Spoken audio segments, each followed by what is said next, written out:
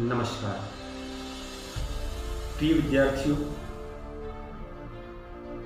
आज यह कार्यक्रम आप सभी के लिए रखा गया है जिसका नाम है परामर्श एवं मार्गदर्शन। जब कक्षा 10वीं का परिणाम आना था, उस परिणाम के आने के पहले से ही कई बच्चों के प्रश्न ये होने लगे थे कि अब हम क्या करें, कौन सा विषय लें। बहुत सारे बच्चों के मन में ऊहापोह थी इस बात की, और जब इस प्रश्न को प्रबंधन ने समझा तो इस ऑनलाइन कार्यक्रम का आयोजन किया गया। तमन्ना तो ये थी कि आप सभी को यहाँ आमंत्रित किया जाए, एक एक बच्चे से चर्चा की जाए, लेकिन वर्तमान परिस्थितियों के हिसाब से ये संभव नहीं हो सकता था। इसीलिए इस ऑनलाइन कार्यक्रम को आयोजित किया गया, जिसका मूल उद्देश्य केवल इतना सा था कि जितने भी हमारे विद्यार्थी हैं, वे विद्यार्थी सही मार्गदर्शन में अपनी आगे की पढ़ाई सुचारू रूप से संचालित रख सकें।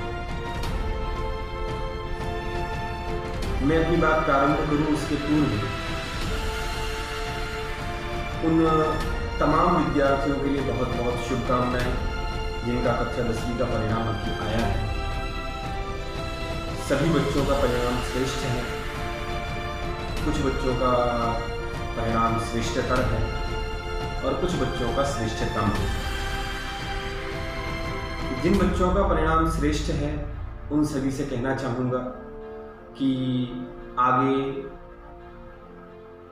और मेहनत करने की आवश्यकता है, उम्मीद न छोड़ें।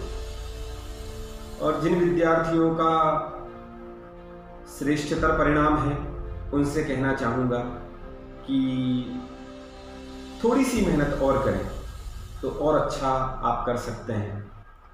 और जिन विद्यार्थियों का परिणाम श्रेष्ठतम है उनसे कहना चाहूँगा कि इस छोटी सी खुशी से संतुष्ट ना हो, अपितु आगे और बेहतर, क्योंकि यदि आज हम संतुष्ट हो गए तो हो सकता है कि जो स्वप्न आपने देखा हुआ है, जो स्वप्न आपके अभिभावकों ने देखा हुआ है, उससे आप पीछे ना हटें।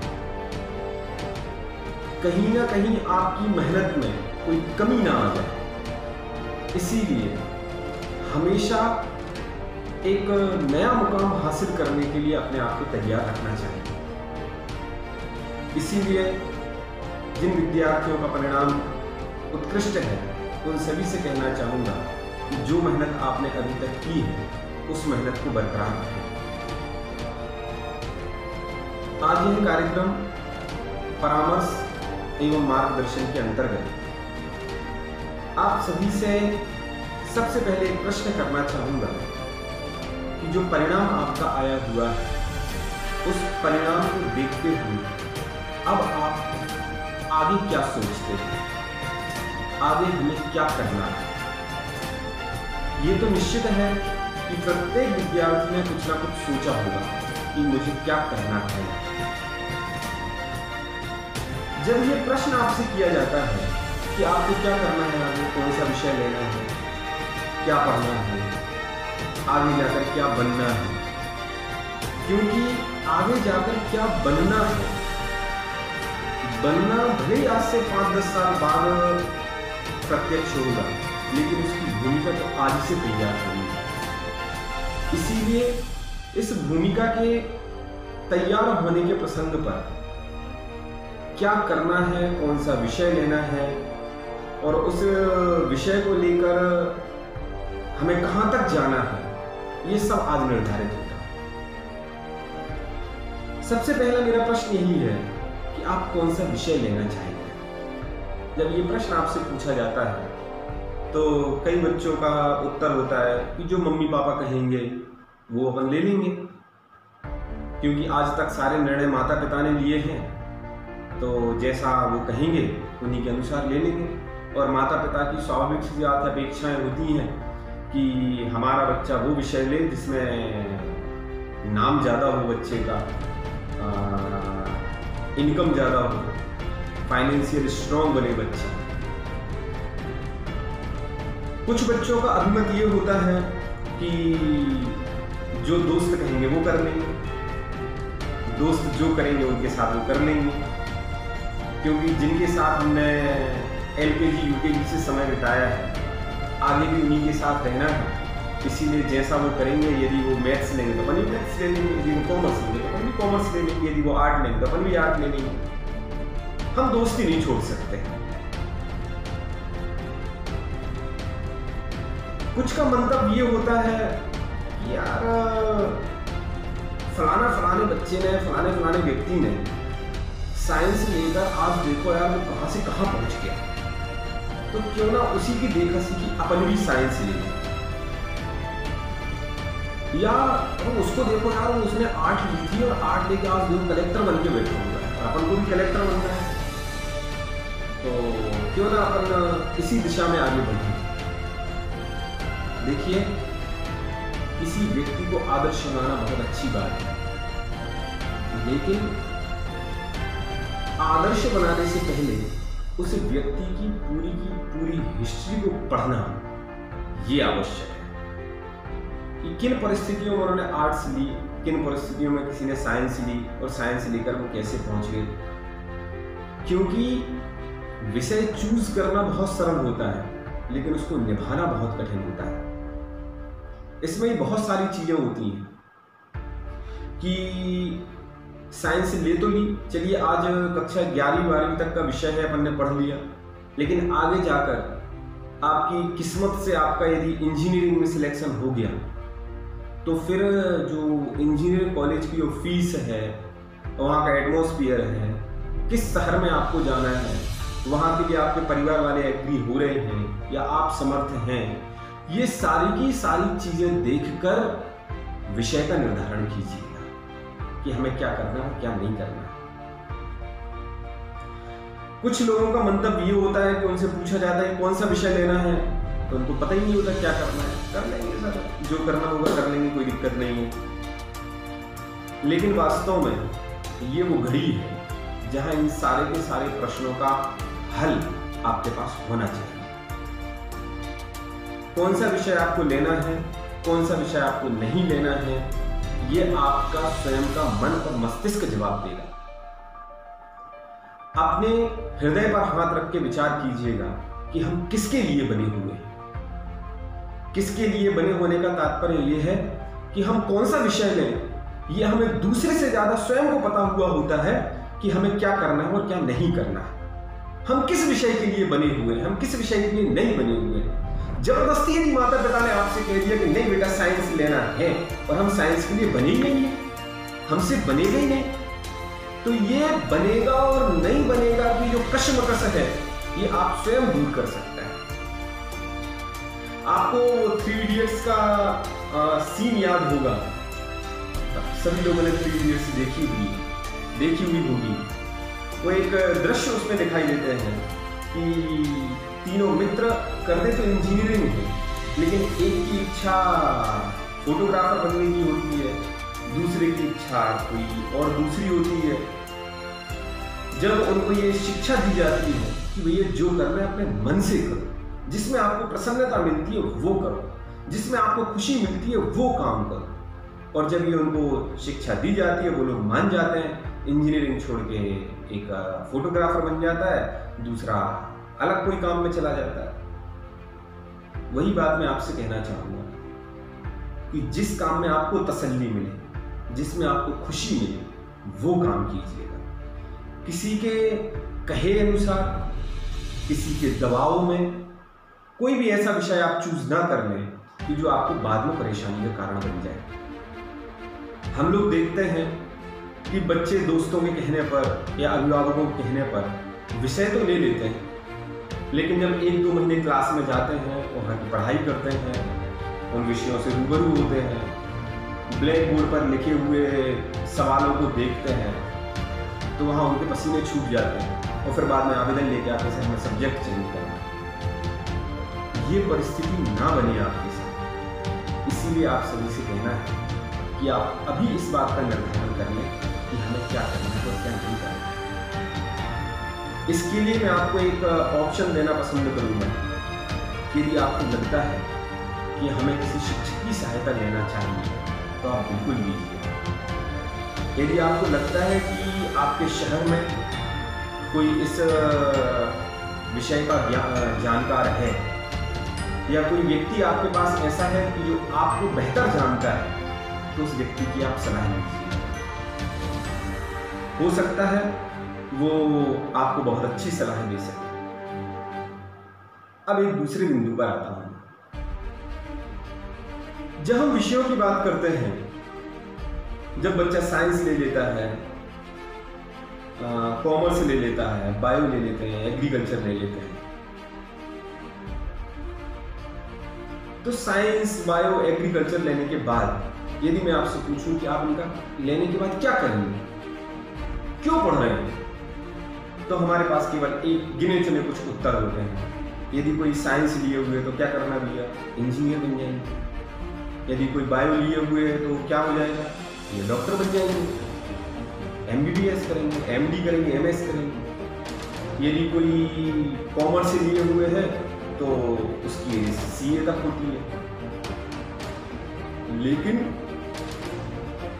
इन विषयों के साथ साथ कीजिए, बहुत अच्छी बात है, लेकिन इन विषयों की पूरी जानकारी लीजिएगा, क्योंकि इंजीनियरिंग में बहुत सारी लाइन खुली हुई है, कॉमर्स वाले के लिए भी बहुत सारी लाइन खुली हुई है, जीव विज्ञान वाले के लिए, बायो वाले के लिए भी दसियों लाइन खुली हुई है, जिनमें वो बच्चा अपना एक बहुत अच्छा प्रदर्शन कर सकते हैं।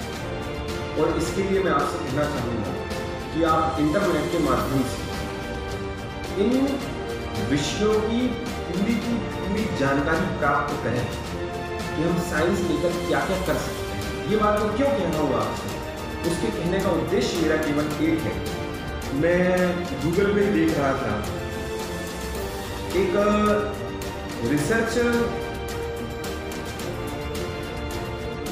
NGO समझ लीजिए है, एस्पायरिंग माइंड्स के नाम से। एस्पायरिंग माइंड्स ने सर्वे किया और उन्होंने पाया कि जितने बच्चे इंजीनियरिंग करते हैं उसमें से 80% इंजीनियर बेरोजगार हैं।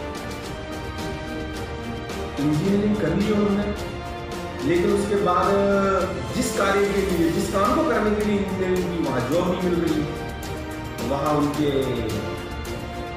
अनुकूल वातावरण नहीं मिल रहा है, तो पता चला कि दूसरी लाइन में चले जा रहे हैं कि वो इंजीनियरिंग है और टीचर बन गए या अन्य कोई काम करने लगे।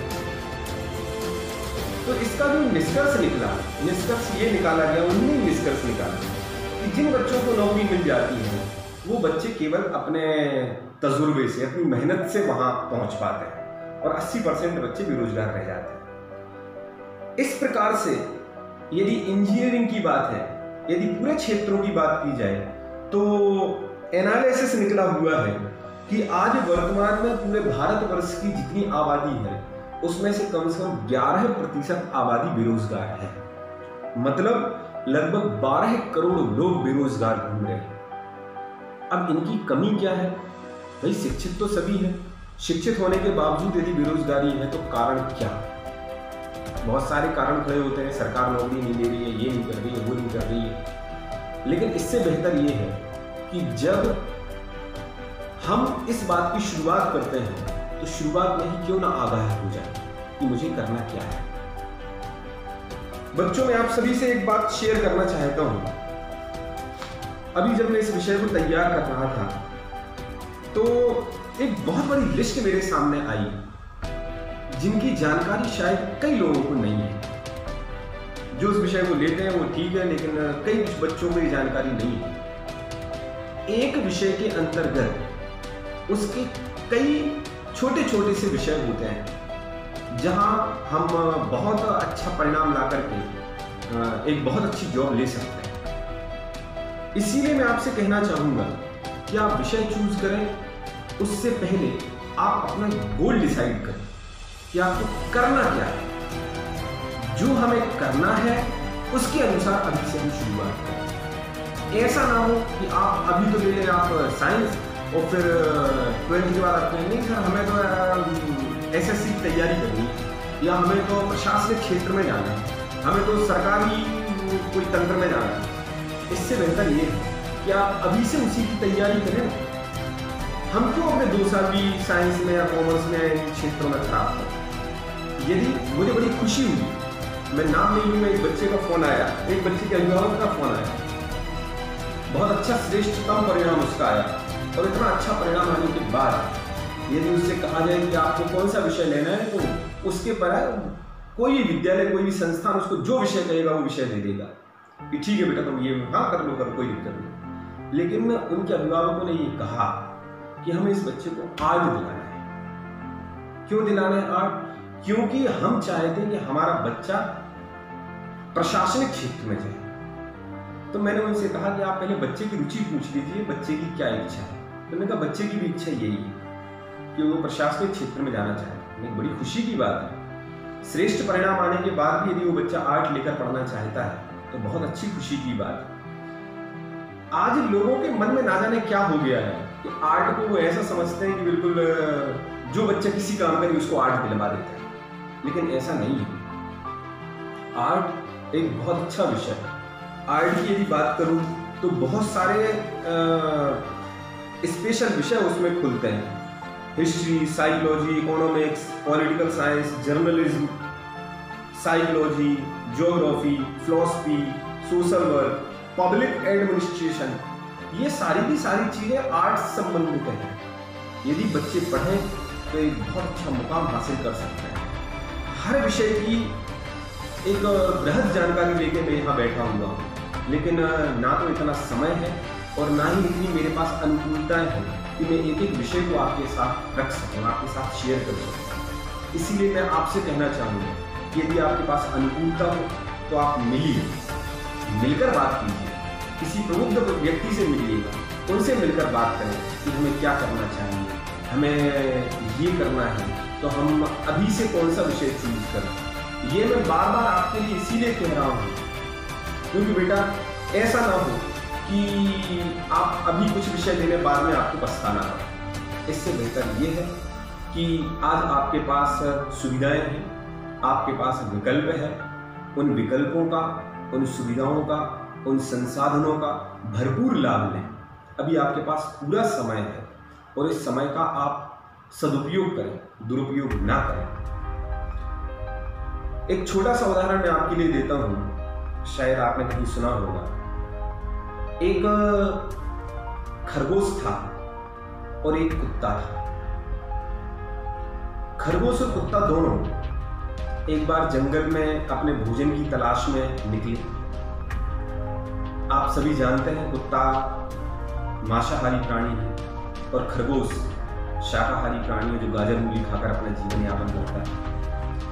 दोनों जंगल में अपने भोजन की तलाश में गए और बहुत जद्दोजहद करने के बाद जब उनको भोजन नहीं मिला तो बेचारे थके हारे एक स्थान पर बैठे हुए थे। लेकिन क्या करे जाए साहब, पेट का सवाल है, जब तक पेट भरेगा नहीं तब तक काम होने वाला नहीं। पुनः दोनों भोजन की तलाश में यहाँ वहां घूमने लगे और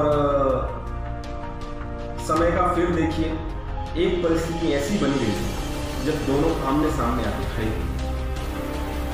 एक तरफ खरगोश खड़ा हुआ है, एक तरफ कुत्ता खड़ा हुआ है। जैसे ही खरगोश ने कुत्ते को देखा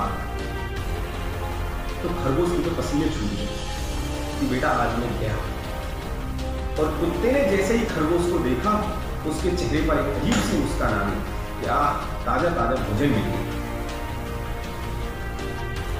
कुत्ते ने जैसे ही खरगोश को पकड़ने के लिए अपना एक कदम आगे बढ़ाया तो खरगोश ने अपने 2 कदम पीछे। कुत्ते ने जैसे ही 2 कदम आगे किए तो खरगोश ने 4 कदम पीछे। जैसे ही कुत्ते ने फिर कदम आगे बढ़ाए तो खरगोश ने फिर अपने कदम पीछे। और अंततः स्थिति ये हो गई कि खरगोश आगे आगे दौड़ने लगा, उसके पीछे पीछे कुत्ता हो गया।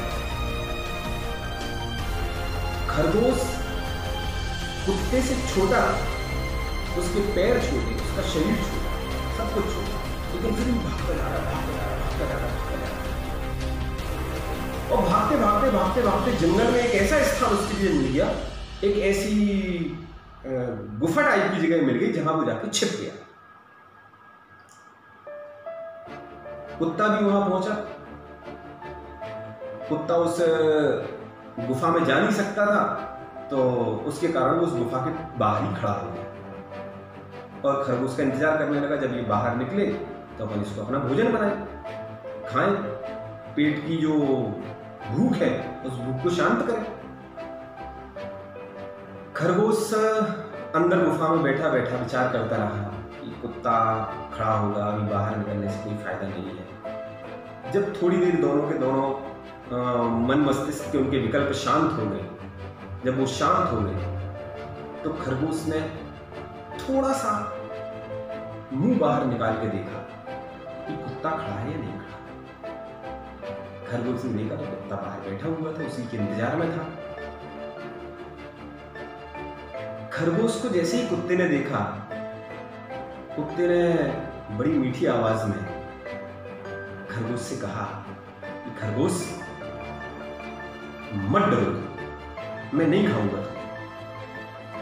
खरगोश एकदम खुशी से झूम गया, क्या बात है, कुत्ता ऐसी बात कर रहा है, मैं नहीं खाऊंगा तुम्हें। कुत्ते ने कहा हाँ नहीं खाऊंगा, लेकिन एक मेरे मन में प्रश्न है, उस प्रश्न का जवाब मैं तुमसे जरूर चाहूंगा। खरगोश ने कहा पूछो भैया क्या प्रश्न है। कुत्ते ने कहा कि भाई खरगोश, मैं तुमसे शरीर में बड़ा, ताकत में बड़ा, दौड़ में तेज दौड़ सकता हूं मैं तुमसे,